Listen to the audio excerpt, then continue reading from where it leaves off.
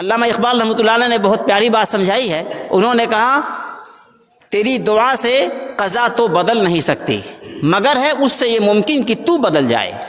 کہتے ہیں جو دعا کرتے ہو یا اللہ باطل کو شکست دے دیجئے, حق و حق والوں کو غالب کر دیجئے, اسلام کا جھنڈا بلند کر دیجئے, تو تمہاری دعا سے اللہ کے فیصلے نہیں بدلتے مگر تم بدلو گے. جب تم حق کے غلبے کی اللہ سے دعا کرو گے تو حق کا ساتھ دو گے نہیں دو گے؟